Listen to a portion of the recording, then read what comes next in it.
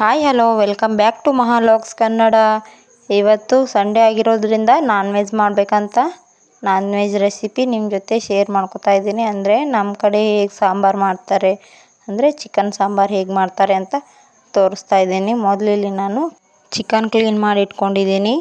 ಒಂದು ದೊಡ್ಡ ಪಾತ್ರೆಗೆ ಸ್ವಲ್ಪ ಎಣ್ಣೆ ಹಾಕೋತಾ ಇದ್ದೀನಿ. ಅಂದರೆ 2 ಟೀನಷ್ಟು ಎಣ್ಣೆ ಹಾಕೋತಾ ಇದ್ದೀನಿ. ಅದಕ್ಕೆ ಸ್ವಲ್ಪ ಬೆಳ್ಳುಳ್ಳಿ ಪೇಸ್ಟ್ ಹಾಕೋತಾ ಇದ್ದೀನಿ.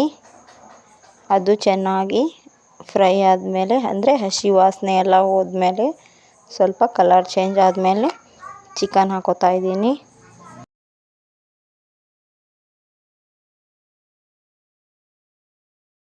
ಇದಕ್ಕೀಗ 1/2 ಟೀ ಸ್ಪೂನಷ್ಟು ಅರಿಶಿನ ಹಾಕೋತಾ ಇದ್ದೀನಿ.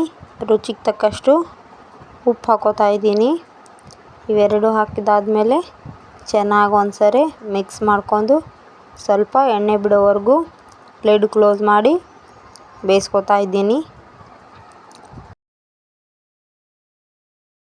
ಇನ್ನೀಗ ಈ ಕಡೆ ಸ್ವಲ್ಪ ನೀರು ಬಿಸಿ ಇಡ್ತಾ ಇದ್ದೀನಿ ಚಿಕನ್ ಸಾಂಬಾರಿಗೆ ಹಾಕೋದಕ್ಕೆ.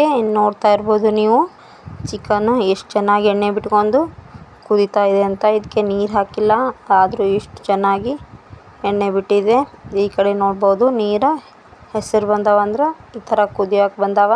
ಆ ನೀರನ್ನ ಇದ್ರಾಗ ಮಿಕ್ಸ್ ಮಾಡ್ಕೊಂಡು ಲಿಡ್ ಕ್ಲೋಸ್ ಮಾಡಿ ಬೇಯೋದಕ್ಕೆ ಬಿಡ್ತಾ ಇದ್ದೀನಿ. ಇನ್ನು ಈ ಕಡೆ ಮಸಾಲೆಗೆ ರೆಡಿ ಮಾಡ್ಕೊತಾ ಇದ್ದೀನಿ. ಇಲ್ಲಿ ಒಂದು ದೊಡ್ಡ ಸೈಜಿಂದ ಈರುಳ್ಳಿ ತೊಗೊಂಡಿದ್ದೀನಿ, 2 ಟೊಮೊಟೊ ತೊಗೊಂಡಿದ್ದೀನಿ. ಈ ಥರ ದೊಡ್ಡ ದೊಡ್ಡಾಗಿ ಕಟ್ ಮಾಡ್ಕೊತಾ ಇದ್ದೀನಿ. ಇಲ್ಲಿ ನೋಡ್ತಾ ಇರ್ಬೋದು ನೀವು ಟೊಮೊಟೊ ಮತ್ತು ಕೊಬ್ಬರಿ ತುರಿ, ಒಂದು ದೊಡ್ಡ ಸೈಜಿನ ಈರುಳ್ಳಿ, ಇವು 3 ತೊಗೊಂಡಿದ್ದೀನಿ. ಇನ್ನು ಈ ಕಡೆ ಹಂಚ ಮೇಲೆ 1 ಇಂಚ್ ಆಗುವಷ್ಟು ಚಕ್ಕೆ, ಒಂದು 4 ಮೆಣಸು ಮತ್ತು ಒಂದು 4 ಲವಂಗ ಹಾಕೋತಾ ಇದ್ದೀನಿ. ಒಂದು ಚಿಕ್ಕ ಸೈಜಿಂದು ಪಲಾವ್ ಎಲೆ ಹಾಕೋತಾ ಇದ್ದೀನಿ. ಇದೆಲ್ಲ ಹಾಕಿದಾದ್ಮೇಲೆ ಸ್ವಲ್ಪ ಕೊಬ್ಬರಿ ತುರಿನೂ ಇದರಲ್ಲೇ ಹಾಕಿ ಕಲರ್ ಚೇಂಜ್ ಆಗೋವರೆಗೂ ಹುರ್ಕೋತಾ ಇದ್ದೀನಿ. ಇದಕ್ಕೆ ಗ್ಯಾಸು ಮೀಡಿಯಮ್ ಆಗೇ ಇರಬೇಕು. ತುಂಬ ಸ್ಪೀಡ್ ಇದ್ದರೆ ಬೇಗ ಸೀದೋಗುತ್ತೆ. ಮೀಡಿಯಮ್ ಉರಿಯಲ್ಲಿ ಸ್ವಲ್ಪ ಕಲರ್ ಚೇಂಜ್ ಆಗೋವರೆಗೂ ಫ್ರೈ ಮಾಡ್ಕೋಬೇಕು.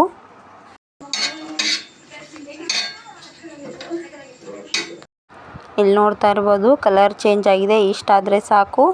ಇದೀಗ ಸಪ್ರೇಟ್ ಪ್ಲೇಟಲ್ಲಿ ತಕ್ಕೋತಾ ಇದ್ದೀನಿ.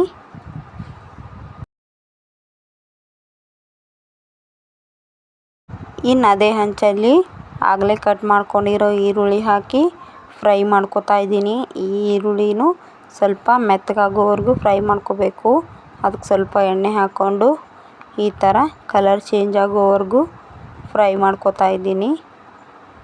ಇಲ್ಲಿ ನೋಡ್ತಾ ಇರ್ಬೋದು ನೀವು ಸ್ವಲ್ಪ ಕಲರ್ ಚೇಂಜ್ ಆಗ್ತಾ ಇದೆ. ಇದಕ್ಕೀಗ ಸ್ವಲ್ಪ ಟೊಮೊಟೊ ಹಾಕೋತಾ ಇದ್ದೀನಿ.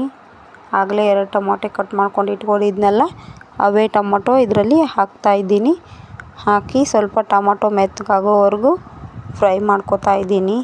ಇಲ್ಲಿ ನೋಡ್ತಾ ಇರ್ಬೋದು ನೀವು ಟೊಮೊಟೊ ಹೇಗೆ ಮೆತ್ತಗಾಗಿವೆ ಅಂತ. ಇಷ್ಟಾದರೆ ಸಾಕು. ಇದನ್ನು ಒಂದು ಪ್ಲೇಟ್ಗೆ ತಕ್ಕೋತಾ ಇದ್ದೀನಿ. ಈಗ ಒಂದು ಸಣ್ಣ ಮಿಕ್ಸರ್ ಜಾರ್ ತೊಗೊಂಡು ಅದರೊಳಗೆ ಆಗಲೇ ಫ್ರೈ ಮಾಡ್ಕೊಂಡಿರೋ ಕೊಬ್ಬರಿ ತುರಿ, ಟೊಮೊಟೊ, ಈರುಳ್ಳಿ ಎಲ್ಲನೂ ಹಾಕ್ಕೊಂಡು ಸ್ವಲ್ಪ ಕೊತ್ತಂಬರಿ ಮತ್ತು ಅದಕ್ಕೆ ಸ್ವಲ್ಪ ಸಾಜೀರಿಗೆ ಹಾಕೋತಾ ಇದ್ದೀನಿ.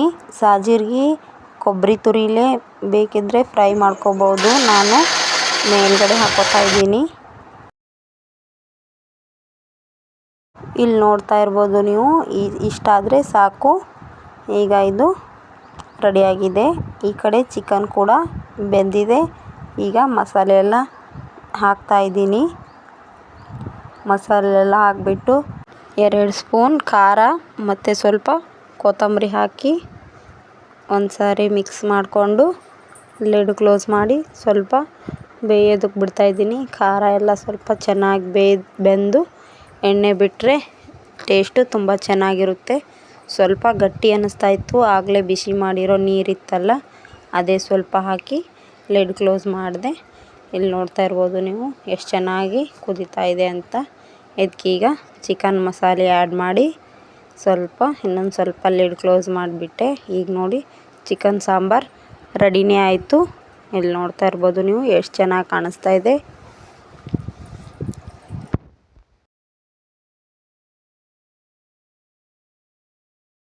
ಈಗ ಇದ್ರ ಕಾಂಬಿನೇಷನ್ ಜೋಳದ ರೊಟ್ಟಿ ಮಾಡೋಣ ಅಂತ ಹಿಟ್ಟು ಕಲಿಸ್ತಾ ಇದ್ದೀನಿ. ಹದವಾಗಿ ಹಿಟ್ಟು ಸಾಫ್ಟಾಗಿ ನಾದರೆ ರೊಟ್ಟಿ ಕೂಡ ಸಾಫ್ಟಾಗಿ ಆಗುತ್ತೆ.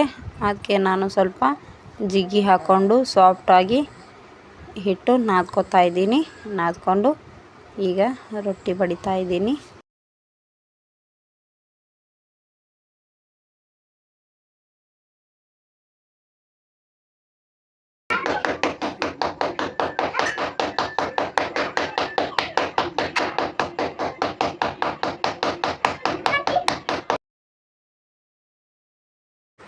ರೊಟ್ಟಿ ಮಾಡೋದ್ರಲ್ಲೇ 3 ವಿಧಾನ ಇದೆ. ನಾನು ಯಾವುದಾದ್ರೂ ಸಪ್ರೇಟ್ ವ್ಲಾಗಲ್ಲಿ ಅದನ್ನು ಹೇಳ್ತೀನಿ. ಈ ಥರ ಇದು ಕೈಲೇ ನಾನು ರೊಟ್ಟಿ ಬಡಿದು ಹಾಕ್ತಾಯಿದ್ದೀನಿ. ಚಿಕನ್ ಸಾರಿಗೆ ಬೆಸ್ಟ್ ಕಾಂಬಿನೇಷನ್ ಅಂದರೆ ರೊಟ್ಟಿನೇ ಅಲ್ವಾ. ಜೋಳದ ರೊಟ್ಟಿ ಚಿಕನ್ ಸಾಂಬಾರು ಟೇಸ್ಟ್ ತುಂಬ ಚೆನ್ನಾಗಿರುತ್ತೆ. ಒಂದು ಸಾರಿ ಟ್ರೈ ಮಾಡಿ ನೋಡಿ.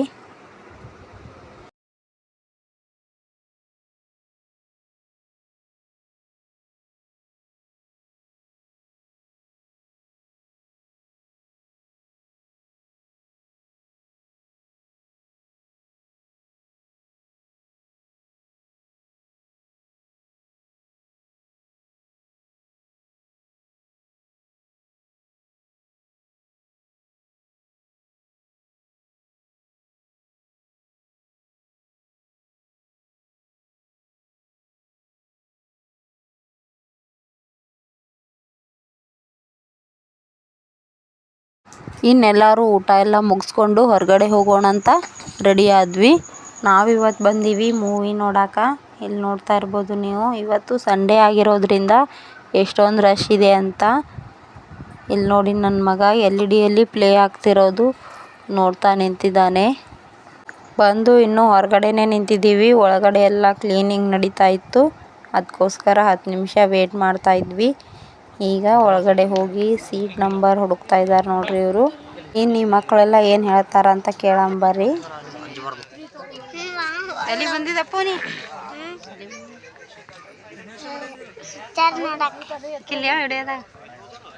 ಎಲ್ಲಿ ಬಂದಿ? ಪಿಕ್ಚರ್ ನೋಡಕ್. ಪುಟ ನೀ ಎಲ್ಲಿ ಬಂದಿ? ಅಧರ್ಮದ ಕಡೆ ಸಾಗುವವರ ರಕ್ತ ಕುಡಿಲಿಕ್ಕೆ ಅವನ ಬೆನ್ನಿಗೆ ಇನ್ನೊಬ್ಬ ಬರ್ತಾನೆ. ಉಗ್ರರು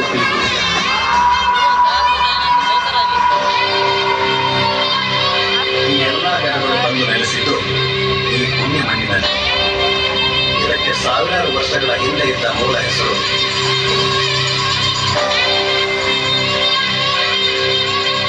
ಇನ್ನು ಇವರಂತೂ ವಿಡಿಯೋ ಮಾಡ್ಲಿಕ್ಕೆ ಬಿಡಲಾಗಿದ್ದರು ನೋಡ್ರಿ. ಹೊರಗಡೆ ಬಂದು ಇಲ್ಲಿ ಪೋಸ್ಟರ್ ಮುಂದೆ ಫೋಟೋಸ್ ಎಲ್ಲ ತಗೊಂಡ್ವಿ.